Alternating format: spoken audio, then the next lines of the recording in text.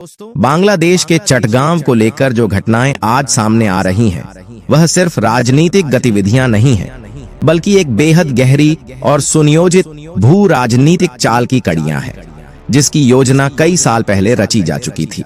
यह सिर्फ एक इलाका नहीं है, यह एक चाबी है, और इस चाबी से एक नहीं बल्कि कई दरवाजे खुलते हैं, कुछ विकास के, कुछ विनाश के और कुछ ऐसे रहस्य के जो आज तक दुनिया की नजरों से छुपे रहे हैं। चटगांव को भारत में मिलाने की जो हलचल है, वह ऊपर से जितनी सीधी दिखती है, अंदर से उतनी ही उलझी हुई है, क्योंकि यह एक ऐसा बिंदु है जहां भारत, बांग्लादेश, चीन, अमेरिका और यहां तक कि खाड़ी देशों के हित टकरा रहे हैं, और इस टकराव से उठने वाली चिंगारी पूरे दक्षिण एशिया को जला सकती है। अब सोचिए, हाल ही में जब बांग्लादेश की अंतरिम सरकार के प्रधानमंत्री मोहम्मद यूनुस चीन की आधिकारिक यात्रा पर गए और भारत के खिलाफ तीखे बयान दिए, तो वह सिर्फ एक कूटनीतिक बयान नहीं था, वह एक संकेत था, एक शुरुआत थी उस खेल की जो अब खुलकर सामने आने वाला है। उसी दौरान बिम्स्टेक सम्मेलन में जब भारत के प्रधानमंत्री और मोहम्मद यूनुस आमने सामने थे, तो यूनुस ने उनसे जानबूझकर दूरी बनाई और कैमरे की नजरों ने उस दूरी को साफ पकड़ा। यह कोई सामान्य कूटनीतिक दूरी नहीं थी, यह उस अविश्वास का पहला सार्वजनिक संकेत था जो अब एक बड़े भूचाल की तरफ बढ़ रहा है।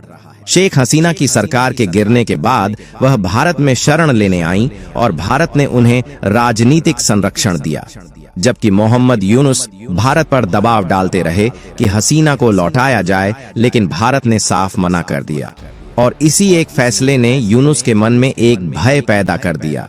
अगर भारत ने हसीना को समर्थन दिया तो उनकी कुर्सी कभी भी डगमगा सकती है, और तभी वह चीन की शरण में चले गए।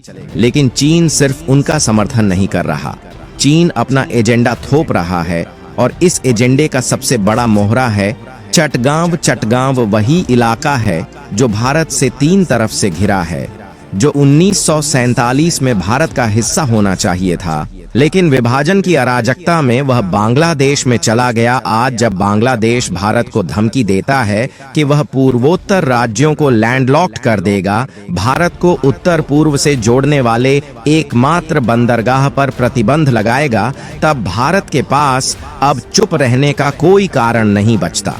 भारत ने अब चुप रहने की नीति त्याग दी है और एक ऐसा मास्टर प्लान तैयार कर लिया है जिससे न सिर्फ चटगांव बल्कि पूरा बांग्लादेश झकझोर सकता है। अब एक और सच्चाई सुनिए, चटगांव में रहने वाली जनजातियों जैसे कुकी, मैतेई, तंद्रग और मरमा का झुकाव भारत की ओर है। ये जनजातियां पहले ही भारत से सहानुभूति रखती रही हैं, और उन्हें लगता है कि भारत के साथ जुड़ने से उन्हें सुरक्षा, शिक्षा और पहचान मिलेगी।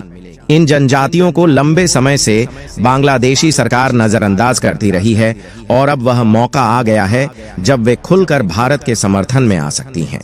लेकिन भारत सिर्फ भावनाओं पर नहीं चल रहा, वह रणनीति से चल रहा है। भारत के राष्ट्रीय सुरक्षा सलाहकार द्वारा बनाई गई नई नीति में साफ कहा गया है कि भारत अब सिर्फ डिफेंसिव मोड में नहीं रहेगा, वह अब प्रोएक्टिव स्टेबिलिटी के मॉडल पर चलेगा, यानी जहां अस्थिरता है वहां जाकर स्थिरता कायम करेगा। और चटगांव इस नीति का पहला टेस्टिंग ग्राउंड है। इसी के तहत भारत ने अपने लॉजिस्टिक्स कॉरिडोर को म्यांमार से जोड़ने की योजना को तेज कर दिया है, और इसी योजना के तहत चटगांव को भारत की लॉजिस्टिक्स कंपनियों के लिए हब बनाया जाएगा। अब जरा इस बात को और गहराई से समझिए, अगर भारत चटगांव को एक स्ट्रेटेजिक जोन के रूप में विकसित करता है, तो यह सिर्फ एक पोर्ट नहीं रहेगा, यह भारत का गेटवे बन जाएगा पूरे साउथ ईस्ट एशिया में। यह भारत को थाईलैंड, वियतनाम, इंडोनेशिया जैसे देशों से सीधे जोड़ सकता है, और चीन की बेल्ट एंड रोड इनिशिएटिव को पूरी तरह नाकाम कर सकता है। और अगर जापान और अमेरिका इस योजना में भारत के साथ आ जाते हैं, जो कि वे आ भी रहे हैं, तो चीन के लिए यह एक सीधा झटका होगा। क्या बांग्लादेश की कोई भविष्य की सरकार चीन को चटगांव में मिलिट्री बेस खोलने की इजाजत दे सकती है? अगर ऐसा हुआ तो भारत के पूर्वी समुद्री सीमा पर चीन का एक स्थायी खतरा खड़ा हो जाएगा। इस स्थिति में भारत और चीन के बीच सिर्फ हिमालय में नहीं बल्कि बंगाल की खाड़ी में भी टकराव शुरू हो जाएगा, तब लड़ाई जमीन की नहीं बल्कि समुद्र की होगी, और समुद्र पर जो राज्य करेगा वही दक्षिण एशिया का भविष्य तय करेगा। अब इस पूरे सीन को और गंभीर बना देता है साइबर वॉर का पहलू। आज का युद्ध सिर्फ गोलियों और बमों से नहीं लड़ा जाता, यह डाटा से लड़ा जाता है। अगर भारत चटगांव पर अपनी डिजिटल पकड़ मजबूत कर लेता है और वहां साइबर इंफ्रास्ट्रक्चर खड़ा कर देता है, तो बांग्लादेश की पूरी डिजिटल अर्थव्यवस्था भारत की निगरानी में आ जाएगी। इससे भारत को बांग्लादेश की पॉलिसी मेकिंग, सेना की मूवमेंट और आर्थिक नीतियों पर सीधी नजर मिलेगी, और यही बात चीन को सबसे ज्यादा डराती है। अब आप सोचिए, अगर बांग्लादेश की नई पीढ़ी जो आज चीन की चमक दमक से प्रभावित है, उन्हें यह एहसास हो जाए कि भारत के साथ जुड़ने से उन्हें ज्यादा रोजगार, ज्यादा आजादी और बेहतर शिक्षा मिल सकती है, तो क्या जनमत नहीं बदलेगा? और जब जनमत बदलता है तो सरकारें बदल जाती हैं। यही वह सॉफ्ट पावर है जो भारत ने अब बांग्लादेश में लगाना शुरू कर दिया है। युवाओं को स्किल्ड बनाना, स्टार्टअप्स में निवेश, आईटी पार्क बनाना और शिक्षा के लिए स्कॉलरशिप देना। आने वाले 5 से 7 सालों में बांग्लादेश के युवाओं में एक नई सोच जन्म ले सकती है। अब सोचिए, अगर यह सारा प्लान एक तरफ चल रहा है और दूसरी तरफ चीन ने बांग्लादेश की अंतरिम सरकार को मजबूर कर दिया कि वह चटगांव को अपना स्थायी नेवल बेस बना दे, तो भारत क्या करेगा? भारत उस समय तक सारे ऑप्शन तैयार कर चुका होगा, डिप्लोमेटिक, मिलिट्री, साइबर और आर्थिक, और वह किसी भी वक्त इन ऑप्शंस का इस्तेमाल कर सकता है।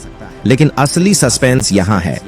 भारत चुपचाप चटगांव को अपने नियंत्रण में लाने की प्रक्रिया शुरू कर चुका है, लेकिन यह कब्जा एकदम वैसा नहीं होगा जैसा लोग कल्पना करते हैं।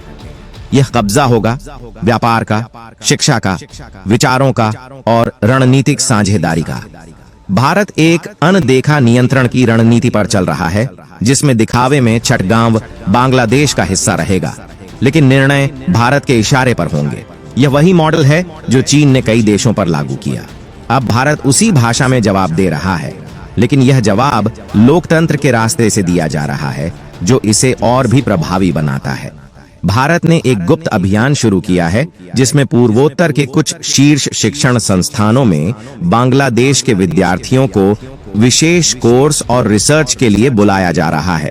इनमें से कुछ विद्यार्थी वही हैं जो चटगांव की रणनीतिक भविष्य नीति से जुड़े हैं।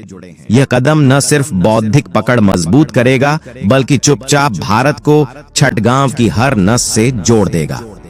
अगर आपको लगता है कि चटगांव की यह घटना यहीं खत्म हो गई, तो आप गलत हैं। भारत का अगला कदम वो होगा जो पूरी तस्वीर बदल देगा। इस सच्चाई को दबने मत दो। अभी शेयर करो, कमेंट करो और एक लाइक करके चैनल को सब्सक्राइब करना मत भूलना।